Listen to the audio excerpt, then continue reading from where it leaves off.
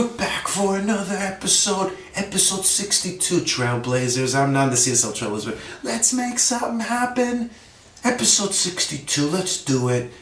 I was doing a lesson this week on management styles, and the opening quote to this lesson was, "In my house, I'm the boss." That's right, me. But my wife is the decision maker. Woody Allen quote, famous comedian slash filmmaker. And it's a great quote to get things started because it gets students thinking about management styles, and they think that it's a boring topic, but actually we have to manage our lives every day. We have to manage ourselves. We have to make decisions about the way we manage our life. It's not only about management styles at the workplace, but the topic also got me thinking about teaching styles, because a lot of vocabulary is related, and how we assess our teaching. How do we judge our success as teachers? What are our roles really? Let's cut all the kind of crap that we hear in the training sessions and the TEFL courses and the certifications, all that, and get down and dirty into it really. Because when we talk about it between teachers for real, over a beer, the answers are a little bit different than what we're getting trained and hammered at doing. So right after this message, we're going to hit this hard. Let's do it. Boom.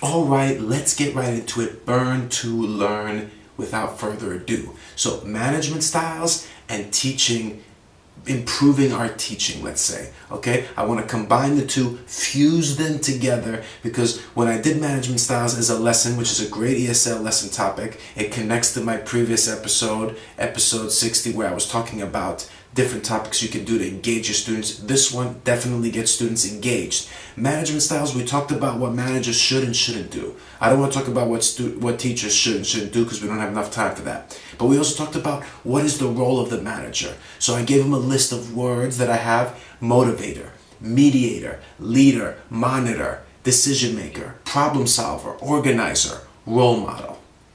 It was interesting. I got some different reactions, different opinions. There was a variety in the answers. Very popular was organizer. Also very popular was motivator.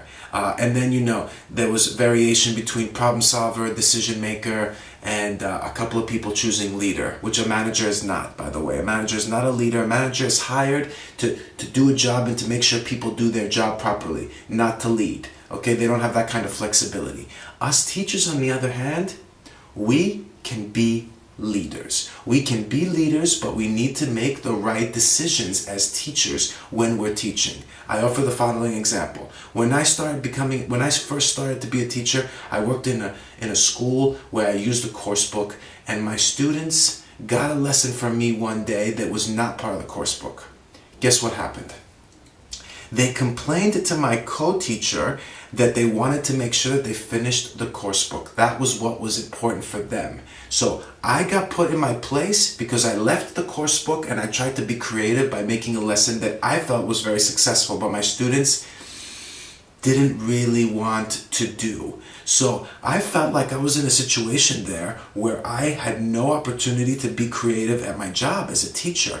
I was basically a robot. I was hired to follow a curriculum, to follow a syllabus, to follow a course book. And that is not going to allow you to grow, teachers. It's not going to allow you to be the best teacher that you can be. So the first advice I would give for improving your teaching is to put yourself in a teaching situation at a school or someplace where you're around students, or an environment where you have flexibility.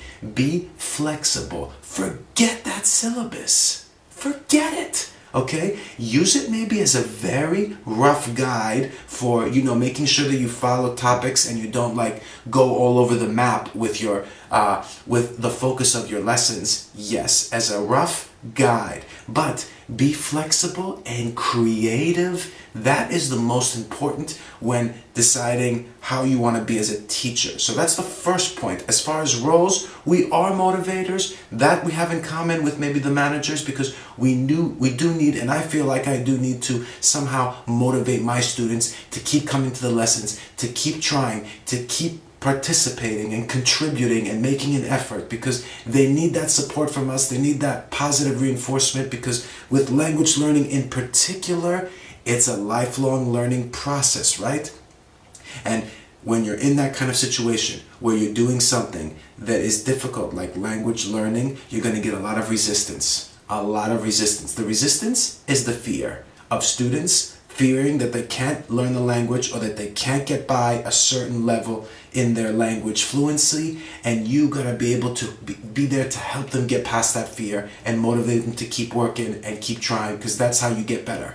Okay? So that's my first fusion. Let's move on to the next part. We also covered important in judging success of a manager, okay? So there were 3 options in my lesson here: loyalty of staff, popularity with the seniors, or achieving results. And it made me think about teaching here, because teachers, we get evaluated by our superiors, by our schools, by trainers, whoever, and what is it in your opinion that is important in judging success? Probably most of you are going to say that it's achieving the results, but you need to be careful here, because if you are in a school situation where the results are just a score, then that is garbage. You're going to end up sticking with that course book. You're going to end up sticking with that syllabus. And that's not where you want to be, teachers. You don't want to be in that kind of environment. So achieving results, yes, but not the score.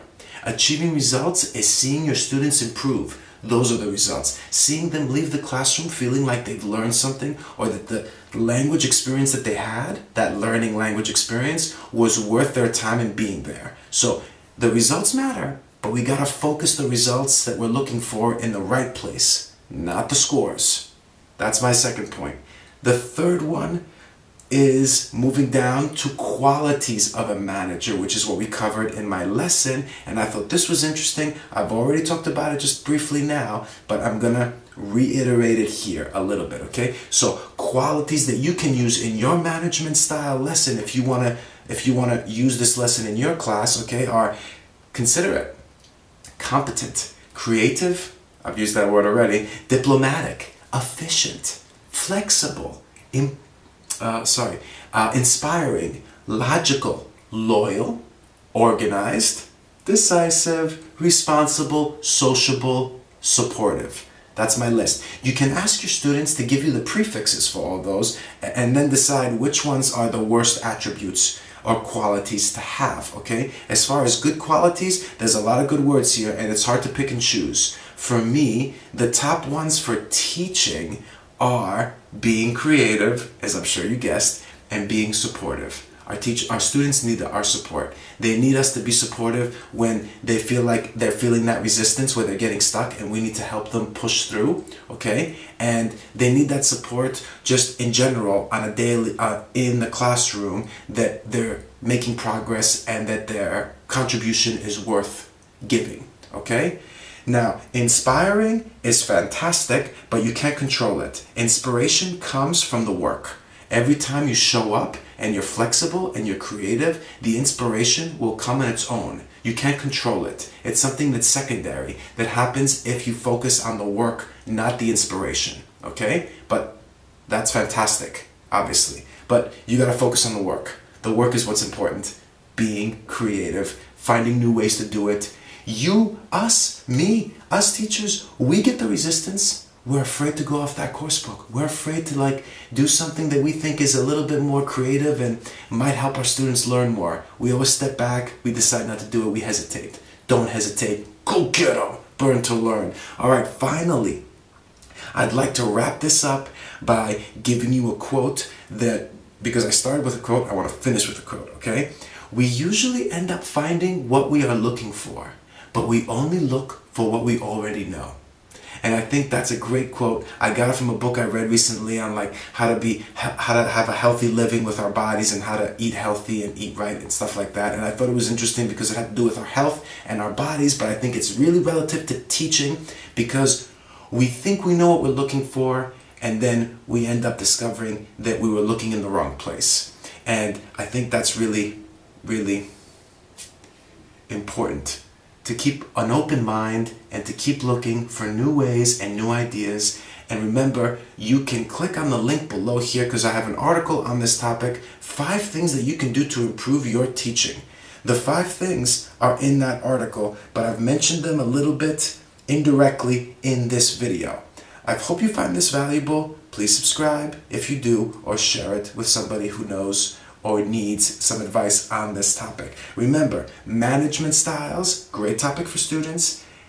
Improving our teaching, great for us. Okay? Fuse them together, look within yourself, make it better. That's all I got for you. Remember, there's no such thing as failure.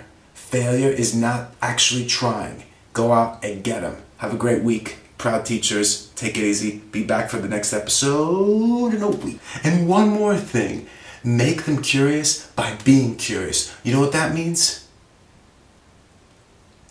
It means show them that you care by asking them questions to get them to tell you about them, to get them to tell you what they know, because you can learn something from them. You can learn, you know who them is, your students. They have something to teach you. They have something to teach me. I'm learning from my students all the time. That's why I got the student insights in my newsletter, because they have something to say and you can get it from them by just asking and showing curiosity. Because if you show curiosity, you'd be amazed at what you can discover.